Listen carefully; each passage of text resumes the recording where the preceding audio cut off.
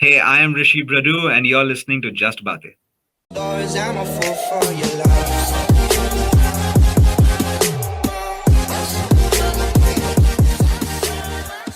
Hey, ladies and gentlemen, and welcome back to Just Baate. My name is Aswin, and we are back. Like I said, we're back with episodes every alternate Sundays. Like I said, consistency is key, and that's what we're trying to do. Like always, I have Praatibh alongside with me. Praatibh, I was supposed to ask you a horrible question, but I have nothing in mind. So let's come up with something. If you were born today, right? If you came into this world today as a 21-year-old, what's that one thing, one term, or something that's been trending that you would not understand, like completely out of the blue? That you wouldn't know why it's trending and you wouldn't know why it's happening at all. That's a good one. So I've just come into the world and I'm already 21. Yes. Bye. Think of something, dude. We need to keep the Kanye episode West? rolling. I don't know. Think of something. Anything. Kanye West. Oh, yeah. Fair. Does that work? Yeah, that works. I That don't works. know. Yeah. You know, to be fair, if you said cricket, like we love cricket, we were once ambitious cricketers. I wouldn't blame you if you said you didn't understand that. Too many rules to think of. But we have a guest and we're going to talk about something. Praatibh, do you want to introduce the guest and what we're going to talk about? Cool. So I've personally been very excited to record this episode. I mean, it's something that I myself got into. So we're going to be talking about NFTs, Web3, and also a project that is being run by our guest, who also happens to be a musician, a music producer. He also has his own blog. And there's like a lot of stuff that I'm yet to find out about him, hence this episode as well. So yeah, we have Rishi Bradoo with us. I hope I pronounced the last name correctly. I have no clue if it's... Your net died like hard. Oh my god. How are you doing? What's up? I am doing really well. That's great. Now, before we jump into the things that Praatibh spoke about, if I'm not wrong, you have a tattoo near your wrist. Oh shit, yeah, man. Yeah, and I was very curious to know what was that about. Okay, this one I can talk about. So this is exponential growth. That is, I can't see it clearly, but that's iteration, and that is hyper. Oh wow! And you came up with this? Kind of, yeah. I mean, the tattoo artist actually did it. Right. Yeah. but yeah. As in, the iteration one is an iteration of something Naval Ravikant has done in one of his books. Right. That's just one of those tattoos. And I woke up one day and I was like, I'm committed to these ideas. That's great. That's one way of getting a tattoo. Now, before we get into the technical side of things, like Praatibh said, you're a music producer, you're a musician. Now, how did you get into that field? And from there, how did you think of getting into the field of NFTs and all that? How did music come into play first, and then how did you think of? I think music just came into play out of stubbornness. I just really wanted to do it, and so I started doing it. So there's really no other explanation. So I was in college, and I was studying at Xavier's in Mumbai, and there are a lot of musicians around at that over there in the college, and I met some of my very close friends over there. We started a band together called Black. Towards the tail end of my college, every second weekend, we were nowhere in the city. We were playing in Bangalore, in Calcutta, in Delhi, at the different weekenders. Right. We played at one of the first ever Zero Festival, which was quite an experience. Right. So did all of that for a while, and then decided to clock out of the gig scene and went to study audio engineering and music production because I wanted to understand the ins and outs of making music on a technical level. Came back and set up a studio in Mumbai with a close friend of mine named Ayan Day. And just paying attention to everything around music, then naturally about towards the end of 2020 for me, NFTs jumped on the radar, and I was like, okay, what is this bizarre thing that some people really don't like and some people really can't stop liking? And when I went down that rabbit hole, I started seeing the opportunity and potential it had for artists and for their fans. Right. So when that clicked for me, it became a no-brainer that I had to learn this space first, start understanding what is being built in this. Why did you think you had to understand this space? Opportunity with regards to ownership, which we'll discuss in detail, obviously. Right. But when you think about the arts ecosystems, particularly in the music business, right? my belief has always been that the two most important pillars is the artist and their fans. Now, between those two pillars, right, you have this entire ecosystem of middlemen, right? Some of them are facilitators, some of them are gatekeepers. And unfortunately, for many, many, many years, uh, a lot of capital, a lot of decision making has accumulated at these in this middle area. Right. So fans often get treated as passive consumers, and artists often have to play different types of games uh, to work in that system effectively. So we saw that open up with the internet. Then we saw it close up with social media. What was the great promise of social media eventually became a bit of a handcuff, you know. Right. And now we are seeing the potential of it opening up in a really healthy way again. And that opportunity to empower art fans, empower artists with this new technology, that is what has attracted me to this space. And that's why I pay a lot of attention to it now. It's interesting how I didn't think of the middleman factors of things, because I, as a consumer, only think of the artist and myself. So that was a very interesting perspective. Now, like you said, a lot of people like it, a lot of people don't. For those of you guys listening and watching, I know nothing about this. I did some homework in the morning when I was getting my hair colored because I had 5-6 hours to sit. So can you explain what blockchain is, what NFTs are, and what's this whole space about? Right. So, you know, the funny thing is, I've had to explain this to a lot of artists who are working with us on the project, right? So Right. I've had to go in and have this conversation hundreds of times, and it's really fun. And the one thing I've realized is when we start talking about this technology from, oh, there's this new cool technology, it's blockchain, and it involves scarcity, and there's what I would realize is when you start talking about blockchain, right, and you start talking about this technology with people, it becomes intimidating, right? It can be something that is like, oh my God, what are these coder boys and stock bros talking about that I really don't want to know about? I just want to chill. So I realized that like starting this conversation by saying, okay, this is what a blockchain is probably not the best approach. And the best approach is to understand why this technology is rising, why people are building it, why so many people are leaving the big companies like Google and Facebook to try and build something in this space. Right. So like there's when I was doing my own research and trying to like understand the space, right? I came across this really interesting thesis by a person named Josh Rosenthal. I'm sure we'll add the link. Yeah. And Josh is basically a Fulbright scholar. He is a PhD. He's a historian. He's active in Web3. And his thesis is very interesting. It basically compares the current moment we're living in with the transition between the Middle Ages and the Renaissance period. Right. Right? So now, what his argument is that there are many parallels Right. between the transition from the Middle Ages to the Renaissance period and the period we live in now. So I'm just going to paraphrase those parallels because they're damn fascinating. And it makes you suddenly ask, hey, oh, blockchain is kya hai? Like, why is this interesting? Right? So, for context, the Middle Ages. This is your medieval period. At this, to paint a picture of what this period is like, 1/3 of the land in Europe is owned by the church.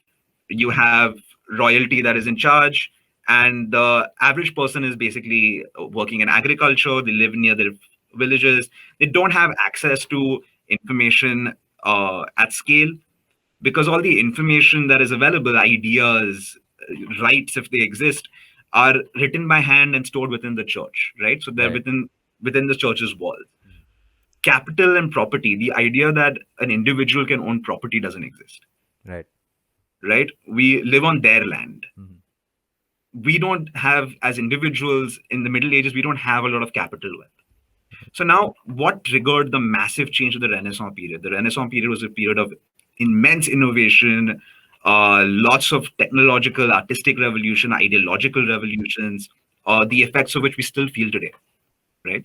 So what happened during that transition? There were two technological innovations that happened, right? One was in around the 13th century. There was something that came up in Florence called double entry bookkeeping. Right. Right? Right. This was a ledger system. It was a very simple ledger system that basically you put credit and debit on one side each, right? And in this double entry bookkeeping, the technology, you just have to know how to use it. Mhm. And what this basically meant was you could move capital really quickly, faster than what was possible before, Right. right? Right. So few enterprising people in Italy decided, chalo, we'll use this, and they became bankers. They started generating a lot of wealth, and then Right. they used this wealth to buy land from the church, to bribe the church to buy land, and they Right. used this wealth to buy positions of nobility. Right. Okay, so the first innovation that happens during this time is double entry bookkeeping. Wow. It's a Right. ledger. Right. You don't need permission to run it. Yeah. You just run it. Yeah. The church couldn't do a thing about it, right? Mhm. The second innovation that happened during this time was the printing press, Right. Yes. Yes. right? Yeah. The Yeah. Gutenberg Yeah. press, without Yeah. which you can't have almost Yeah. anything we have today. Mhm. So the Gutenberg press is really powerful because what it did was it took information, allowed you to produce it en masse in at an incredible pace, right? Lots and lots and lots of copies. Before that, knowledge had to be written by hand on paper, which was really expensive. And you would have this information locked away in monasteries, right? Right. Where the church was just documenting information and keeping it within itself. Now, the whole at up till that point, the whole idea that you yourself could push information about did not exist. Right. The church controlled ideas, they controlled art, they controlled everything. So then this Gutenberg press comes around and you can make things with it. So people obviously, Martin Luther, who led the Reformation movement, he basically printed the Bible in the common tongue, but he also printed memes Oh. using the Gutenberg press. I And didn't know that. he would use these memes to mock the Pope and mock the church, right? Right. Just when we mock presidents and prime ministers today with memes, it's the Mhm. same thing from Right. the 14th century, man. Yeah. So, so these two technologies, what they did was they decentralized information and they decentralized value or moving capital about. Now, the church at this point of time, they had a choice. They could either try stamping it out because it was questioning their authority, right? Or they had to adopt it. And they couldn't stamp it out because if they tried stamping it out, it would just pop up somewhere else. It Right. was Yes. permissionless, Naturally. right? Mhm. People were owning it. So now you have to kind of like say, okay, we legitimize this by using it ourselves. Mhm. And that's why during the Renaissance period, you have these Renaissance artists like Donatello, Da Vinci, etc., also working with the church. Right. Oh The yeah. art Whoa. completely changed during this period, right? Right. So let's keep that in mind Whew. because over the last 3 decades, the internet is only 30 years old, right? Mhm. I'm 31. The internet is younger than I am, and it blows my mind, right? And we have seen life completely change in these 30 years, radically change. The internet is very, very similar to the printing press. It Right. allows us to transmit information Mhm. which was previously locked in central holdings across borders, across countries at incredible pace. Right. Before the internet, if you wanted to get a really good education, you would have to have a lot of money, get enrolled in a university in America, fly there, live there, study there. So it was a matter of privilege. Like even the libraries, right? The books you had access to in Mumbai versus the books you'd have access to in New York. Big difference. People, the professors you have access to today globally versus the professors you had access to then. So what the internet has done is very similar to the printing press in the sense that it has opened up communication to spread data at scale, Right. right? So we have now the first innovation that decentralizes information in our era. I think I know where you're going, but yeah. And now we have a second innovation that has turned up in the last 10 years, right? Which has caught a lot of steam and created a lot of controversy Right. on blockchain. Right. And that is how I'd like to start saying, okay, what is blockchain? Because That's- without that context, there is zero Wow. interest in understanding what blockchain is. Uh, Opinion? Before we get into questions, I'd just like to say that was such a brilliant way of putting it out there.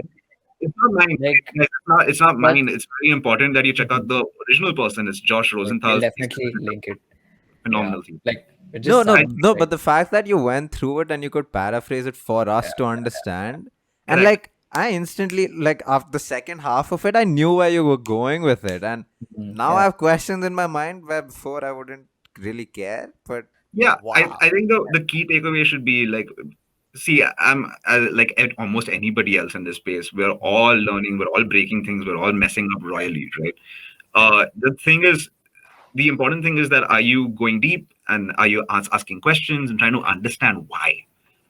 The general narrative we have right now is one of like, oh, I don't get it, this is a scam, or I get a part of it, exactly. Yeah. it's a scam, yeah, or yeah, I'll figure it out later. Let these guys figure it out right now, right?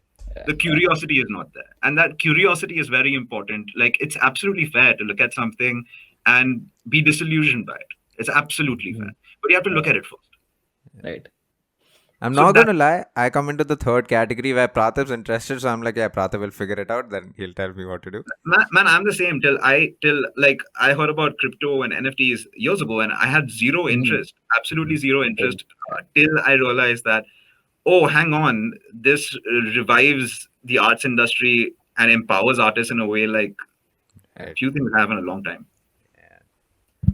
Oof, that was a lot to take in. I mean, and what you said is also correct because I remember coming across these terms, say in like the 11th grade or something, but there was still not any apps out there to sort of, or like at least I didn't know of that I could use and like get into crypto or whatever. So things have definitely become easier as well. And yeah, because more and more people have gotten into the space, there's so much more easy access to knowledge. And people like you who've come on a podcast to explain this Just to beautifully. give you context, right? When I was in the 11th Uh-huh. grade, we had just started getting Facebook in India. Oh, Wow. You know, that's what I was saying when you said that it's only been a few years and Pratib was agreeing to it. exactly. Pratib, Yeah, you're Yeah. 21, dude. Like, I know, like I would yeah, have been like 16, 17 at the time. yeah, still. Yeah. yeah. So it's a fun thing, right? Because we live in this Mhm. moment. We think of the internet as this Right. old thing. It's not Mhm. old. It's Yeah. really not old. Yeah. When we look at the Renaissance period, it's Mhm. about 14th to 17th century. Mhm. Yeah. We're Yeah. counting a few hundred years Yeah. in one Yeah. period Yeah. of like innovation and ideation that inspired humanity in so Mhm. many ways, right? Yeah. And for George Rosenthal to say, uh, with this thesis, with this argument that, hey, look, I think it's time to pay attention to where we're going because there are a lot of opportunities present, right? Mhm. Even one thing that struck me when I heard the thesis was basically he was talking about people would live close to their farms, they would be isolated in pockets, right? They wouldn't move far away from these pockets. So what would happen is when somebody was upset, it was easier to stamp it down. Right.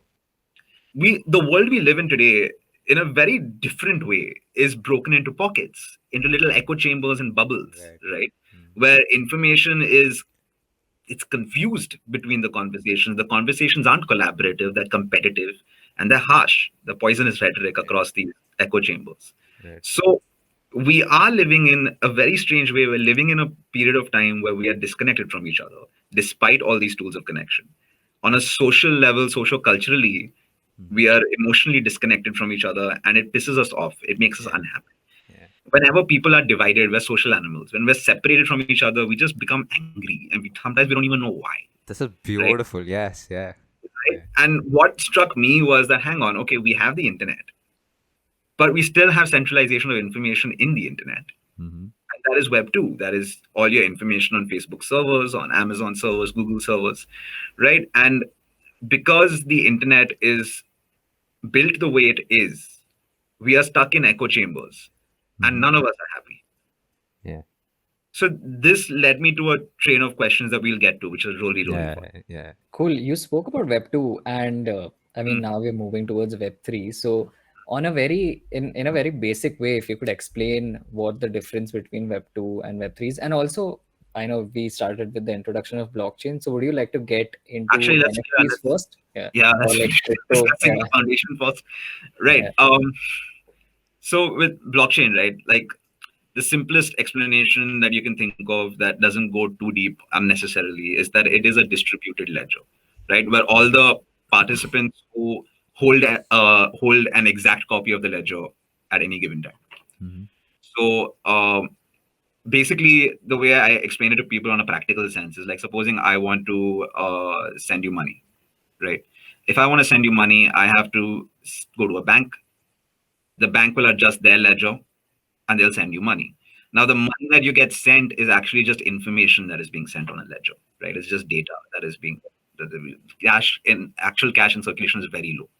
So what blockchain does is basically it takes our existing economic systems, like economic models, and says, you know what, we can take the original invention of the ledger that we have running right now and we can improve it using the technology at our disposal. We can make it more cryptographically secure. Right. And we've taken that and made a blockchain distributed ledger. Now, the way it works is this: the ledger holds information. That information can basically be, every entry in it can either be financial information, like a transactional information, but it can also hold documents that mark ownership, right? It can also hold geolocation, qualitative data. Right. This is how blockchain is used in supply chains, Mm-hmm. right? So what happens in this is that as each entry is made, a block is created. This block is encrypted, right? And each entry is chronologically linked with the previous one. So it creates a massive chain. And a copy of this block of information, this copy of this page on the ledger, is given to everybody in the network. So it becomes robust. It is difficult to corrupt this ledger, right? In the scenario where I have to send money to you through a bank, the bank becomes a central point which is vulnerable. One Yep. of the biggest, yeah, one of the biggest things, or one of the biggest reasons why so many people are also attracted to blockchain is because of the fact that it is so secure, right? Mhm. Because as you just explained, there's decentralization that comes in. So it's not that if a single point is somehow sort of corrupted, or if there's an attempt made, it compromises the entire system, right? So yeah, so that's like one of their biggest points.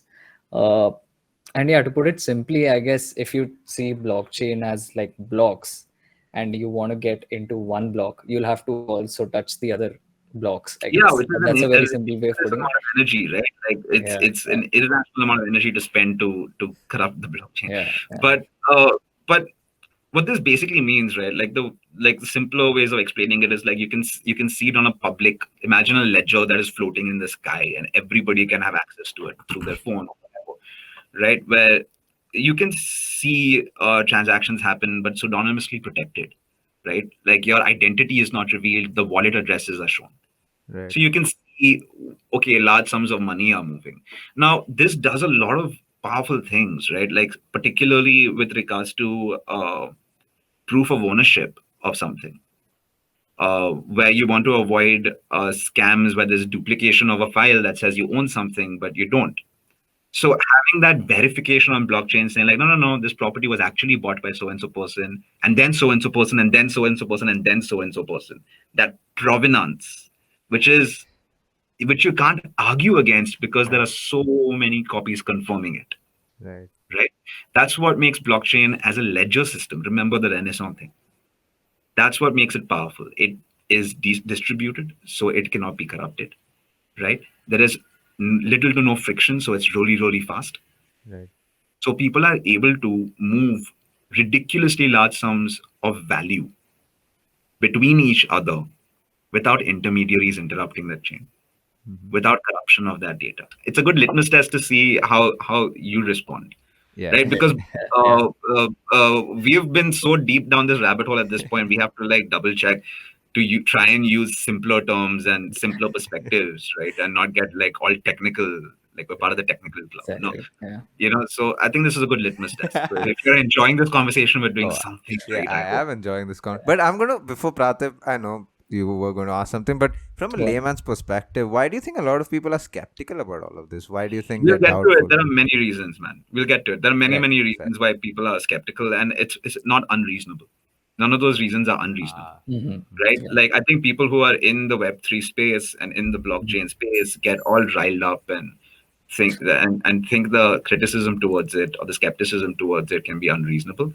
And of course, when we go back to our echo chamber problem of hatred, when that comes into the picture in the communities either side, that's a problem. But general criticism and cynicism of the space is very natural and very reminiscent of the kind of criticism and cynicism there was of the internet, right?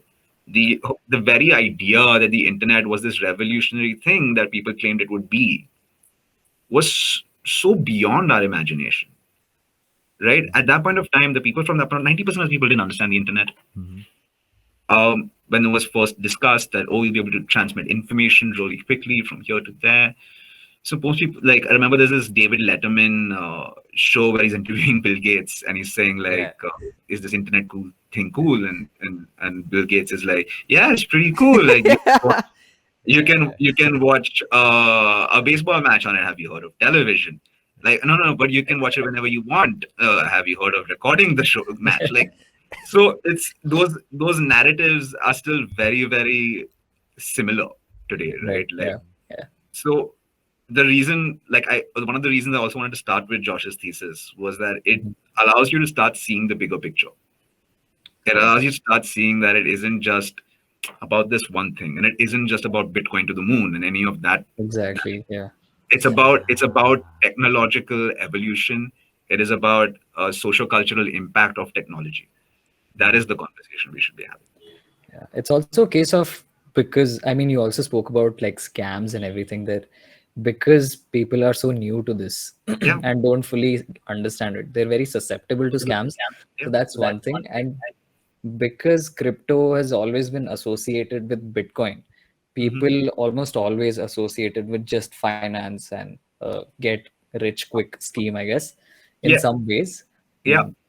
So like with the get rich quick, right? Like the way I look at the space with regards to scams and security, etc., is very similar to any technology. All technology can be abused and misused. Technology is agnostic, right? Yeah. Bad actors are bad actors, and they're going to exist.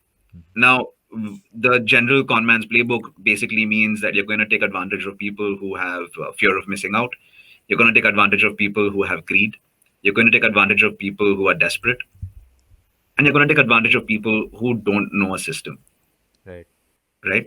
So these are the people who are most vulnerable when they enter the Web3 space. If you enter cryptocurrency with the fear of missing out, then you're going to buy into a really crappy shitcoin at some point, right? And you're going to get pulled into these different schemes and scams, which are a problem. My favorite quote is actually, in this context, is Naval Ravikant's quote, which is, I'm paraphrasing, but if there's a get rich quick scheme, it's usually somebody else getting rich off of you, right? And that's something I strongly believe in. Like so the lens through which I look at this space is value creation, right?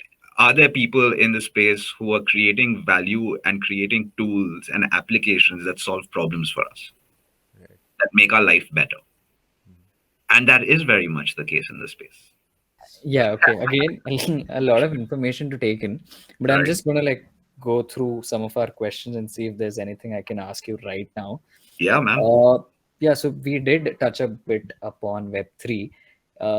Can I say Web3, I mean, if I'm comparing it to Web2, can I say Web2 was something that was read and write, and Web3 is something that's going to be read, write, and also feel or be together in some sense? Read, write, and own, right? Okay. So that's the tweet that has become the known way of expressing it quickly. Is Web 1 is the read only web, Web 2 is read and write, and Web 3 is read, write, and own, right? And this is interesting because when we say read, write, and own, like we understand what read only web is and read, write is because of retrospect, right? We've lived through it. So we understand that internet Web 1 was basically just creators were creating static pages. You could read, right?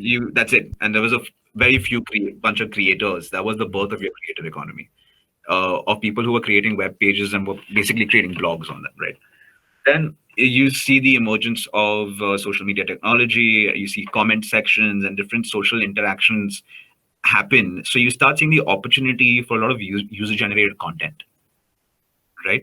So from photographs to videos to music that anybody can upload, and that's effectively Web 2, read and write. But we don't own anything there.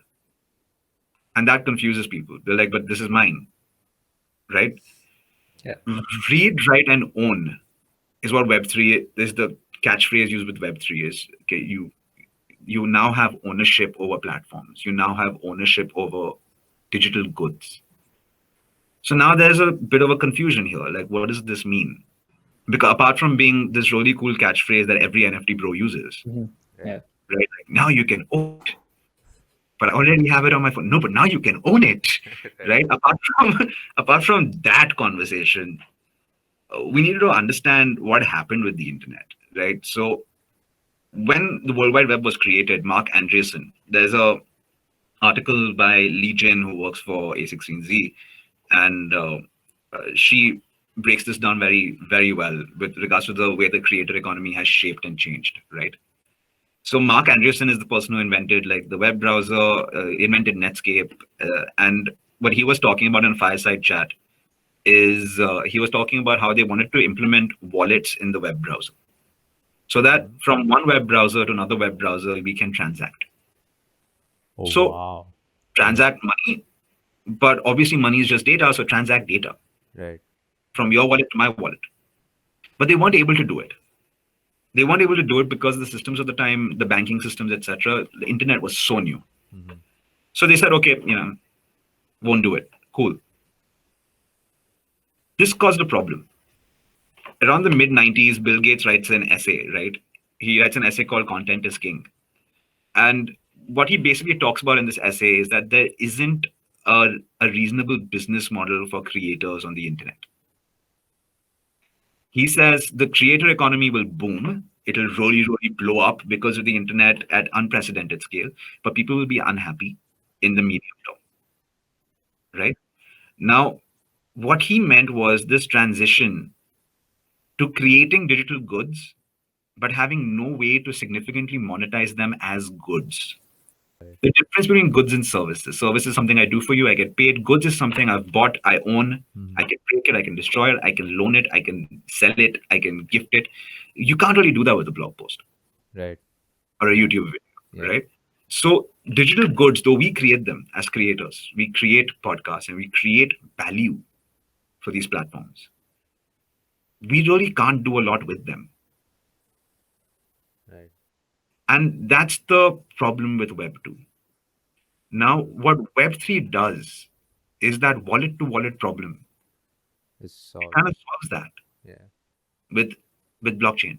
It allows for peer-to-peer transaction to happen in a transparent, in a secure way. Right. So now what is possible is that I can send you something, you can send me something, a file. And this marks the start of goods, digital goods on the internet.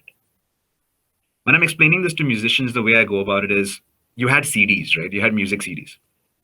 You had this massive record label business, insane amount of centralization, and you had CDs which were selling all the time. These were just goods. People could buy them, they could collect them, they could gift them. And then with the internet, with digitization, we became really, really, really, really good at making perfect replicas. We've always made replicas like of the Mona Lisa, of different paintings. Yeah. Yeah. Really good. We're a perfect replica. Yeah. Like we killed it, guys. We are the best at making replicas, Right. right? The perfect forgery.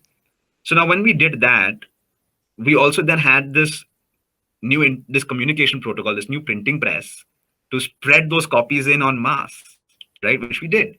So you had the Pirate Bay turn up, Yeah. and sorry, not Pirate Bay, sorry, Napster turn up in '99, and then you had eventually its offshoots in Pirate Bay, etc. turn up with torrents, right? So here we were. At least I was old enough to be a criminal, but we were sharing files, and I didn't need the permission of the CEO of Universal Music That's true. to Yeah. tell me what to Yes. listen to. Yeah. Mhm. If I wanted to listen to some unknown band in the middle of some unknown country, some unknown city, I could get that file and I could Yeah. listen to it, right? That was the beauty of the internet. And what it did was it took these goods and disrupted them so aggressively that we kind of lost the value of music and we lost the value of photography and the value of Right. art, Mhm. right? Because it was so easily available. Why would anybody pay for it, Yeah. right? And obviously, what would you pay for? There's no way to mark originality. There's no way to say that I own something special. I own something that is uh, to try and avoid the triggering word I can't, but scarce, right? It's Fair, been a triggering word, but it's limited in supply. yeah. There's no way I can have one of the 500 printed CDs or Right. vinyls of Deep Purple from God knows when. No, but I had this question for you. This might sound very stupid, but you said how we can own things. So what's the difference between that and us monetizing our channel on YouTube and getting paid for it? How is that? It might be a It's a stupid service. question, I but think, No, it's not a stupid question. It's a service, in right? fact, yeah, that's there. I'll just add a small thought that I Yeah, had. yeah, go As ahead. Ashwin asked the question about us creating and putting our content on YouTube, even if our stuff does get monetized, a part of it is going to YouTube. So you aren't the sole owner I mean, in see, that. at least YouTube pays its Mhm. creator something, yeah. right? Right. Yeah. What does Facebook pay? Exposure. Right. You ever Oh, seen that meme yeah. of like, hey creator, here is Yeah. exposure bucks. You can Yeah. use this instead of getting paid. And creators like, oh my god, I got paid exposure bucks, and then you go try paying your rent with it. Good luck, Yeah. Mhm. right? Yeah. We have gotten so used to Web2 systems, right, where we are providing a service to these platforms as Right. individuals. We as creators uh, walked into these platforms because they broke the gates of mainstream media. They allowed us to take our creative work and not need the permission of a CEO of a channel to decide whether you guys get to be on radio, right? You don't need that permission. You can just create something. So they did that, which was a great thing. It led to a boom in the creator economy. And it was convenient because at that point of time, the art, which was becoming user generated content, right, had lost a lot of value. So you didn't really have to pay for it, Right. right? So we creators went to these platforms to help raise our stock, to help raise our following, to raise our fan bases, to build a life for ourselves. Very much job is to create attention, capture that attention. Mhm. We do that by creating content and art. Huh? We take the data of our fans, and that data, without us having any control over it, goes straight to Facebook servers. Now Facebook takes that data and uses it to raise advertising money, sells it to advertisers. This is how they make their money. We see no trickle down from this income source, right? We see likes, exposure. So now you're looking at an advertising based business model. Because Mark Andreessen wasn't able to put a wallet in the browser, the only monetizable thing we could do was build the internet on advertising. Right. And we are seeing the supercharged version of that in Web2, right? So now, because it's built on advertising, it is optimized for the attention economy. It is optimized to get maximum attention over here. Keep it here, regardless of consequence to mental health. Keep the attention on the platform, right? Get that data, Right. make that money. Artists, now you keep making that. The thing I can't get my head around is YouTube thumbnails, and YouTube thumbnails all have this weird expression like, did you, can you believe this happened? I can't believe it, and I made the video, right? It's why do we do that? I don't think anybody wants to do that. Yeah, I I no one was. wants to do that, but Nobody wants to do it. It's yeah. algorithms, right? Yep. Yeah. Yeah. It's algorithms, and YouTube says that okay, hey, this is the best way to keep people on our platform, and we want you to do that. Exactly. Yeah. Yeah. Hmm. Right? But Instagram, when it launches a new feature, reels, stories, whatever, it kind of Right. limits the exposure on the other features, amplifies the exposure on the new feature. So if you're somebody who doesn't really want to do a dance on Hmm. reels, because that's not you, somebody else might be that person, Yeah. but you don't have a choice now. Yeah. So very similar to the medieval age, by the way, where art was determined, the nature of art was determined by the church. Right. Everything is 2D, Yes. everything is worship, the medium has to be what we say it is. Hang Yes. on, are we in a scenario where all the choruses hit within the first 30 seconds of a song on Spotify? Yeah, we are in that time. Oh, yes. Yeah. So, is there an undercurrent amongst artists of frustration? Mhm. There is.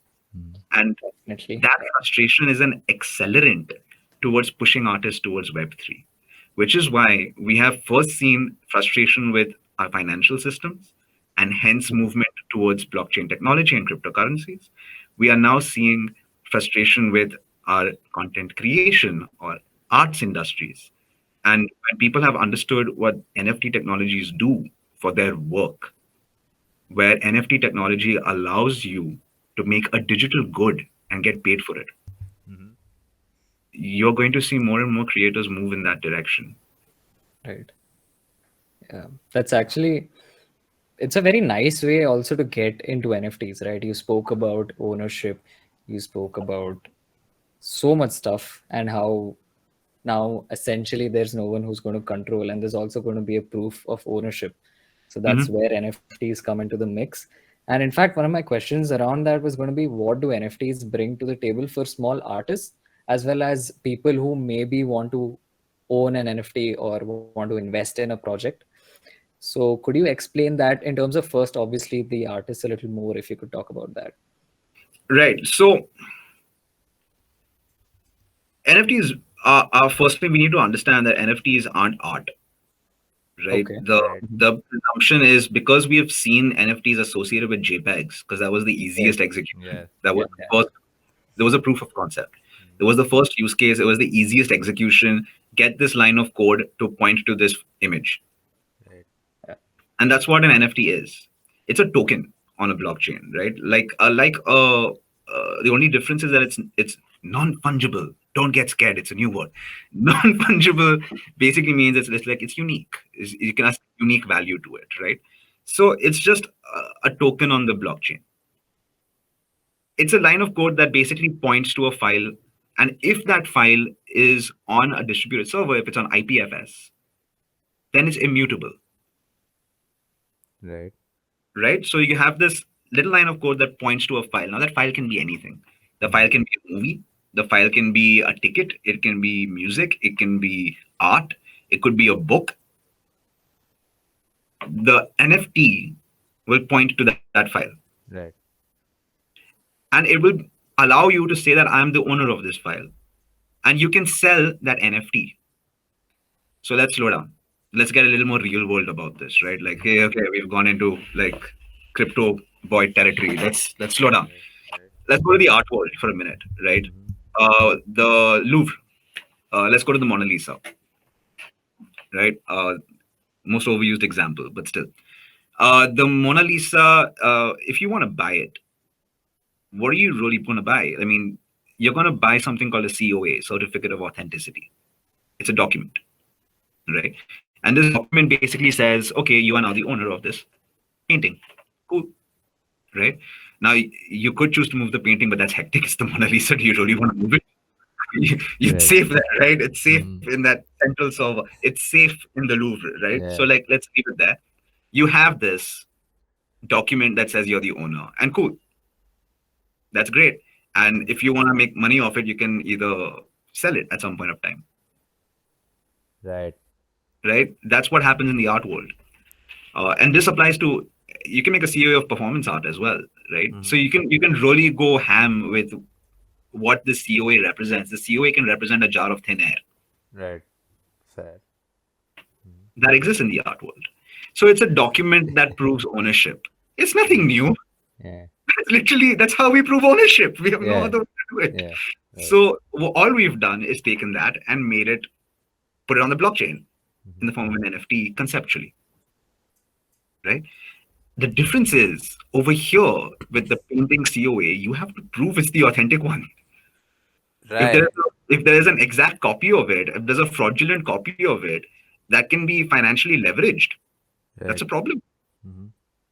right? You over here on the blockchain, no. We know because it's distributed across all the servers. We know this is the OG. Oh, so you can't actually make a copy of it. No, you can't. Now This the thing is. is, you will have also Mhm. see provenance, right? You will also see the history of it. Mm-hmm. In Right. Yeah. paintings, in the world of painting, you kind of need that to actually prove that this painting was held by XYZ people so that you can Right. trace history. Otherwise, you risk losing a painting in history in time, right? Because you don't Mhm. have provenance of it. So over here, what happens is because of this technology, you can see everybody who traded hands with that piece of art, or with that concert ticket, or with that book, or with that photograph. And when you implement smart contracts in this, which a smart contract is not smart, it is not a contract. It is a program. Yeah, man. I don't know why they name it these things. The disappointment that just came all over. Yeah, it's a program which basically it's a if this then that kind of program, right? Like if this happens, then do this, right? So you can implement a smart contract in any NFT that basically says if this sells in the future, send 5% of that as royalty to the source. And now you have passive income for the sale of goods, which in the world of art has not been possible before, like this, right? If you went into a bar in the 1910s and you bought a Picasso, 10 years, 20 years later, Picasso is really blowing up, and you decide to sell it for 10x the price you bought that painting for. Picasso sees no money from that. Right. Oh, yeah. Now course. Picasso does. Right. And the artists who understand, forget greed for a minute and forget financialization. I'm talking about getting paid, man. To like you made work, it's bringing value to other people, and you're getting paid from that work. Yeah. That's reasonable. I have a question though. Coming back to Praatib's question, like how would you encourage artists to get into NFTs? Because if you compare your example to an artist, you took an example of Mona Lisa, right? It's such a reputed painting, but an artist who's not that famous or reputed, how would you? Because who's going to invest in him or his work or in his artwork? That's the thing, right? It's not all about investment. We're talking about digital goods, so we need to start looking at NFTs in a slightly different light. Like I remember we started talking about how we entered the space through the lens of financialization, right? Yeah.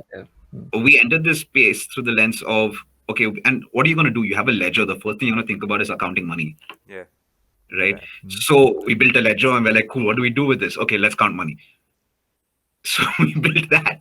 Right. Now we've realized, oh wait, money is data, so it can be anything.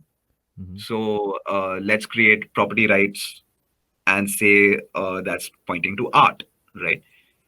Okay, now we have that. So now you're going to start looking at art through the previous lens that you have, which is the lens of finance. So the larger conversation in the NFT space, and the reason we have conversations about why NFT projects can be scams, some of them can be. The reason we have that conversation is because NFTs have been seen through the lens of hyper financialization. Right? Even when we look at them, I'll often talk about them as digital assets. They can be, but they can also be digital goods. Yeah, but once you invest in those goods, they do become your assets, right? I mean, yes, they do. They do. Technically, yeah. But it's the same as what I'm trying to say is it's like having a really expensive asset or having a 20 rupee ticket, man.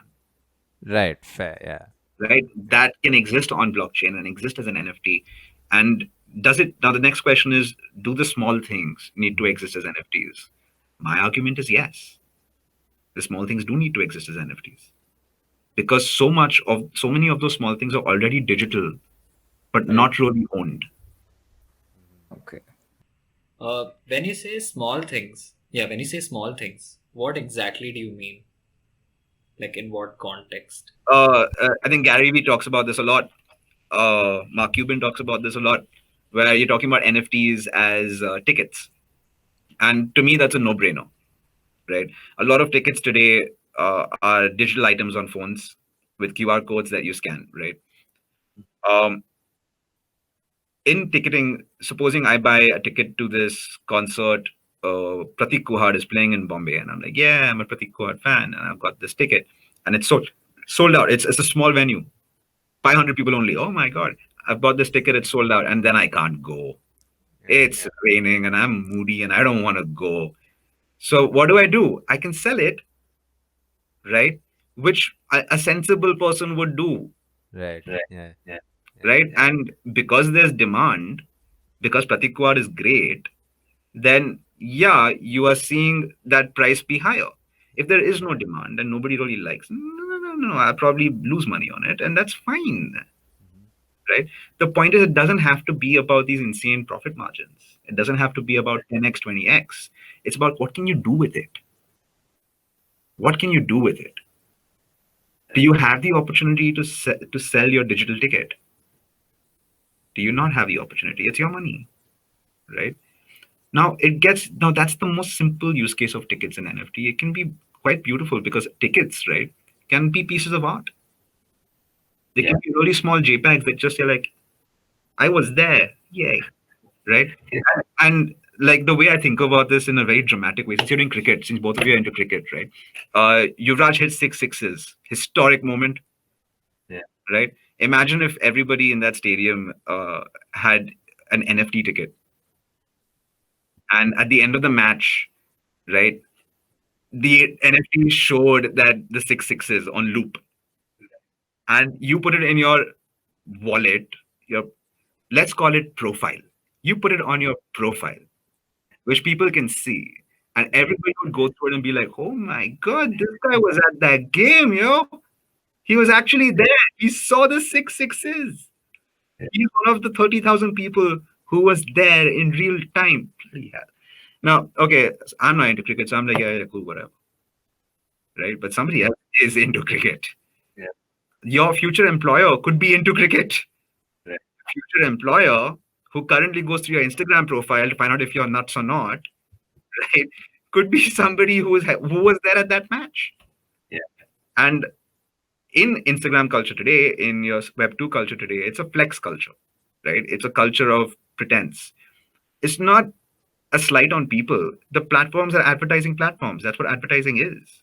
Advertising is saying that, hey, your life is kind of okay, but if you bought my carbonated sugar water, your life will be so much better, right? And so it's no surprise that Instagram, social media platforms are flex. There's a lot of like, let's pretend it's all great. Now, when you employ NFTs in this, you can no longer say, oh yeah, I was, no, were you there? Were you actually there? Did you actually do this? Did you actually get this? Do you actually own this?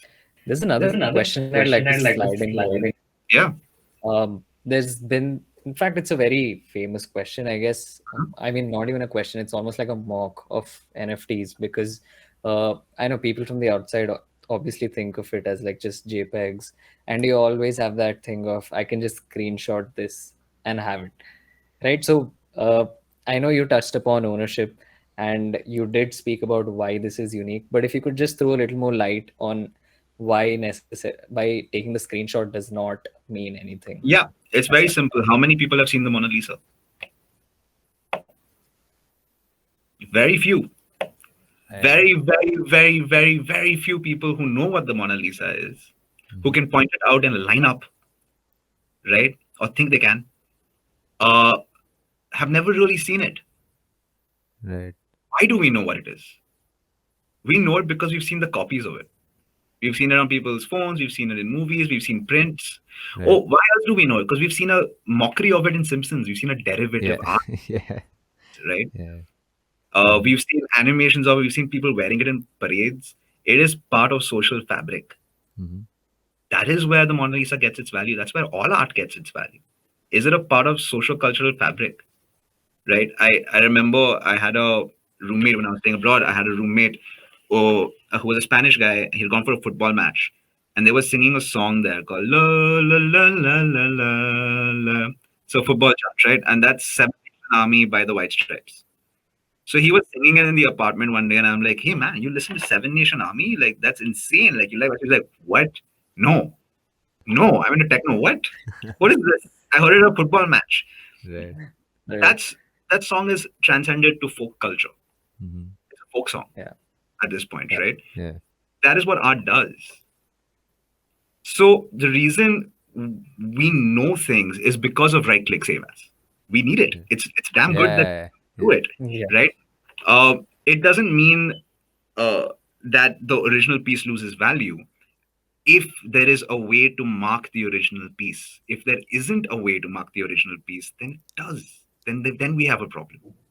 If there isn't an NFT that says something is original, then we have a problem. That's my general argument with right click save as, right? Mhm. I love the playfulness in the argument, Right. and Yeah. Yes. it's a very logical step, right? It's a very logical, playful argument. But I don't like that it goes into a territory of tribalism and hatred, which is Exactly. something that which reminds me of again Web2 echo chambers causing problems. For someone who like understands the space at least a little bit, and to see how you sort of like answering these questions and breaking everything down, it's really impressive, especially with like the analogies you're using and everything. And I don't think everyone can do this. So yeah, props to you. I Oh, feel he's like I was stuck appreciating throughout. you. Hey. I don't know. Oh my God, I am blushing. I didn't know this was going to be an This is, appreciation, but this is slightly awkward now. Please ask the question really no, so I don't know if this is a question, but I was reading about NFTs in the morning and it was an quickly. article where they were comparing it to this can either be good for making money or this is almost like collecting Pokemon cards. Now, so what do you think? And so, how do you compare NFTs to like? Yeah, So, we don't have NFTs without Pokemon. We don't have I don't think we have a lot of pop culture without Pokemon. Pokemon is sacred, man. That's some real, oh, that's true. really important stuff. Yeah. Right. Sorry, can you repeat the question? I got distracted with Pokemon. No, I don't know if it was a question, but like, if you were to compare NFTs to something in real life to make people understand what it is. So, because I was reading it, there was a lot of Pokemon cards Yeah. analogy and stuff. NFTs in real life, right, will basically be obviously you see an NFT is a very unique thing in itself. So I'm just drawing parallels. They're not exactly like Yeah, yeah. there are differences naturally. So a COA is one example. Any kind of document that proves ownership, right? Like okay, let's do it like this, right? Ownership has become one of the trigger words, right? Like, oh, shut up about ownership. And I was on Twitter the other day, and somebody, this poor artist was really upset, and she was tweeting about why can't people shut up about ownership? Like, I just want to make art. Like, I just want to make art. I don't want to think about this financialization of art. And I really sympathize with the person, and I was paying attention to why they thought that way, right? And I realized that all these things through capitalism and the negative impacts capitalism has had, though I think it's a good net good, but the negative impacts that it's had has really drained people, and that's why there is a general one of the reasons there's a lot of skepticism. There's a general aversion to it now. We're all tired of being juiced, you know. So made me think about if you're talking about ownership, is ownership really important? That's an important question to ask, and I realized it's necessary. It's necessary for social survival, right? Simple explanation. You and me go into a forest. I see a rabbit. I'm hungry. I'm like, oh, I'm gonna catch that rabbit and kill it and eat it. And you're like, no, no, no, my tribe is gonna have that rabbit. And both of us look at each other and like, I saw it first. Whose rabbit is it? Right. Poor rabbit doesn't get a say in this, Yeah. right? And so this is where the problems with ownership start. We need ownership to not destroy society. And it's Right. not just human beings. Animals understand ownership, which is why they mark their territory. Yes. We Yes. do this because resources are scarce, right? So ownership matters a lot in at a basic level. If you took away all of capitalism and went all the way back to ownership would still be there. It would still be something that needs to be negotiated, Yeah. right? Mhm. So now we're in a position that's one argument for ownership. The other argument is if you don't have it, then you've got a problem because then you don't have independence, you don't have freedom, you have dependence, right? Just like again, medieval period where a lot of people could not own land. Can you imagine that today? Can you imagine having wealth, the ability to own land and not be able to do it? Or not being allowed the thought that you can do it? I mean, there are societies like that in this current world, and they're going Yeah, downhill. So, I mean, it's evident, very evident. yeah. But that's what I mean why ownership matters. And Yeah. those are bigger scale things, but even small scale things, ownership matters. We're already an hour in, and I'm Yeah. thinking maybe we could do this as multiple episodes, Yeah, let's go. and Yeah. like have the discussion over several days. I guess like 2-3 days, however it We can works do for that. you. Yeah, because I feel like this is already going to be a lot for people to take in. I think you already have 2 episodes here. Yeah. Yeah. Guys, Like he said, Awesome. we are going to make more episodes that are going to come up. So watch out for that. Like, share, and subscribe. All that good stuff. All of his links will be in the description below. So go check that out. If you don't understand something, watch out for the next few episodes. You guys will eventually understand it. But yes, And thank ask you. questions. Yes, yes. Yeah, ask we'll also put questions. up a lot of polls on our Instagram, maybe, so you can ask questions as well. Yeah, Yes. and the Yes. YouTube comments are there, obviously. Yes. Yeah. So thank you so much for watching. Yo, thanks for tuning into the latest episode of Just Batein. We hope you enjoyed it and that it left you inspired. Thanks for all your support, and maybe you could support us just a little more by maybe going to our Instagram and Twitter and giving us a follow there. And also you can listen to us on all podcasting platforms, right from Spotify to Apple Podcasts to Google Podcasts. Cheers.